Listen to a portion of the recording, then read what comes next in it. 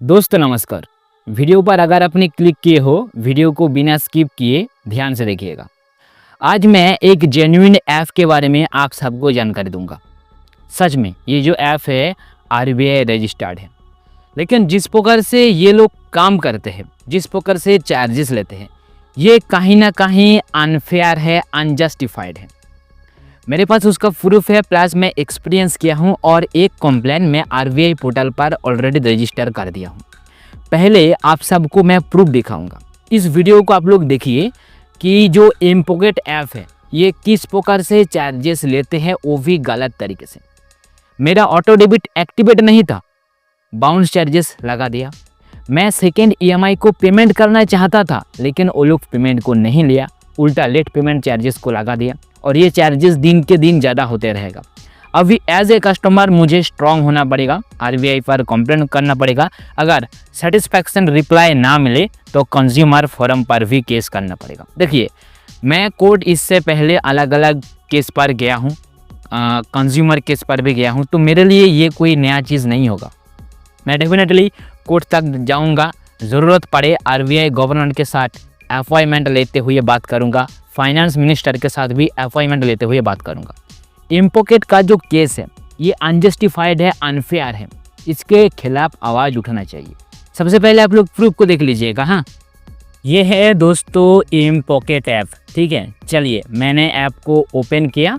कुछ इस प्रकार का इंटरफेस के साथ में ये ओपन होता है और यहाँ पर देखिए मेरा जो क्रेडिट लिमिट है ये है 4000 रुपीज़ और देखिए अवेलेबल लिमिट 0 है, मतलब पूरा का पूरा अमाउंट को एज ए लोन मैं यूज़ किया हूँ।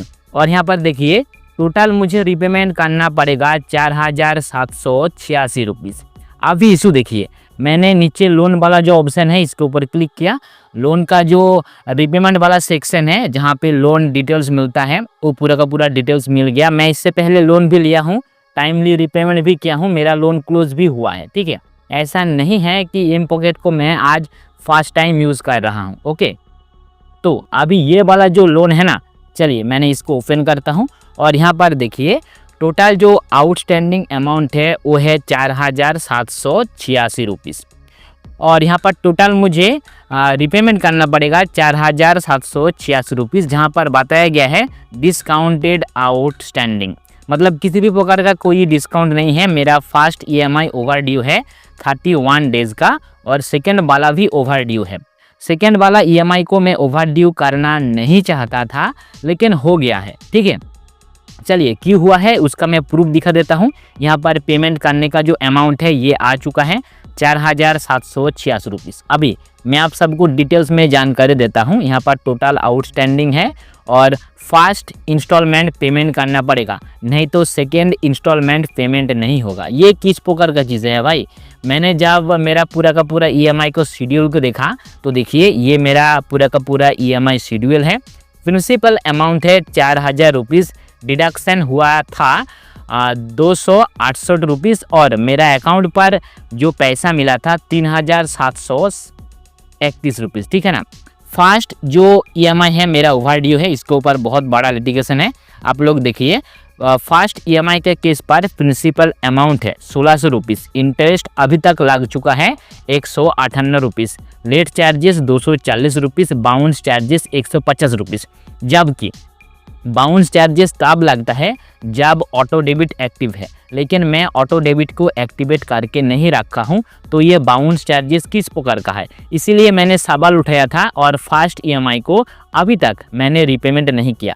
आज का डेट मैं अगर आप सबको दिखाऊं, आज का डेट है 23 सितंबर, यानी आज तक मैं फर्स्ट ईएमआई को रिपेमेंट नहीं किया। जो फर्स्ट ईएमआई था 23 यानी 23 अगस्त 2025 को मैंने सवाल उठाया था, आरबीआई पर कंप्लेंट भी किया था। जब मेरा अकाउंट पर ऑटो डेबिट एक्टिव नहीं है तो मैं बाउंस चार्जेस क्यों पे करूं? ये तो लेना गलत है ना। तो वो लोगों ने उसके बाद एग्री किया था कि भाई बाउंस चार्जेस गलती से लग गया है, हटा देते हैं, लेकिन लेट चार्जेस नहीं हटेगा। भाई क्यों लेट मैंने क्यों किया? बाउंस चार्जेस लगा था इसलिए तो मैंने लेट किया ना, नहीं तो मैं पेमेंट कर देता। अभी बाउंस चार्जेस को हटाने के लिए आप लोग 5 दिन, 10 दिन, 15 दिन टाइम लेंगे, उतना दिन तक मैं लेट पेमेंट भरूंगा?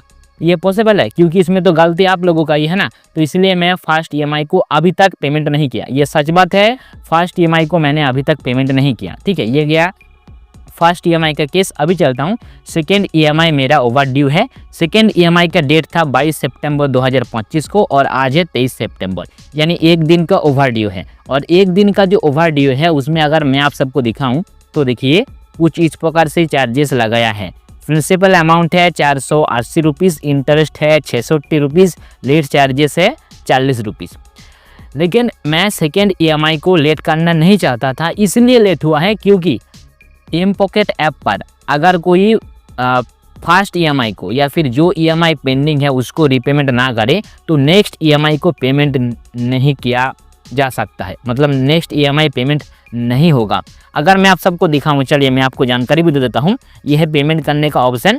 यहां पर टोटल अमाउंट पेमेंट करने के लिए बताया गया है, यानी लोन को फोर्स क्लोज करने का ऑप्शन है। और एक जो ऑप्शन है मोर पर देखिए आउटस्टैंडिंग है पे फास्ट इंस्टॉलमेंट। यहाँ पर सेकेंड इंस्टॉलमेंट का बात कहीं पर नहीं है।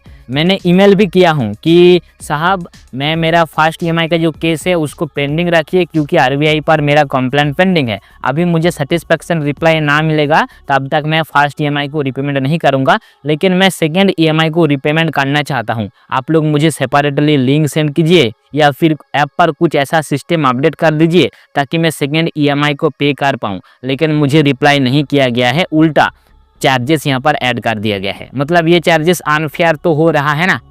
मैं फर्स्ट ईएमआई को पे नहीं किया क्योंकि मुझे लगा ये बाउंस चार्जेस गलत है। सेकेंड ईएमआई को मैं पे करना चाहता हूँ, मैंने ईमेल भी किया हूँ, लेकिन सेटिस्फेक्शन कोई रिप्लाई अभी तक मुझे नहीं मिला है।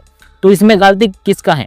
और एम पॉकेट पर मैं अगर मैनुअली पेमेंट करूँ ऐसा कुछ ऑप्शन ही नहीं है। अगर मैं आप सबको दिखाऊँ तो देखिए यहाँ पर क्या बताया गया है, पे फास्ट इंस्टॉलमेंट, यानी सबसे पहले फर्स्ट इंस्टॉलमेंट को पे करना पड़ेगा, नहीं तो सेकेंड इंस्टॉलमेंट को पे करने का कोई ऑप्शन नहीं है। उसके अलावा व्हाट्सएप पर भी ना तो मुझे पेमेंट करने के लिए कोई लिंक भेजा गया है, ना तो एसएमएस पर कोई लिंक आया है। तो मैं पेमेंट कैसे करूं?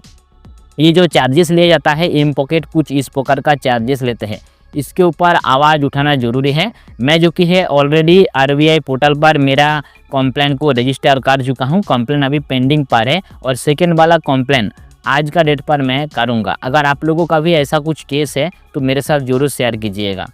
देखिए दोस्तों, अभी आप लोग मुझे प्लीज़ कमेंट करके इतना बता दीजिए जो चार्जेस लिया जा रहा है और जो मेरा केस है, इस केस के तहत कौन सही है और कौन गलत है और कौन सा पॉइंट पर।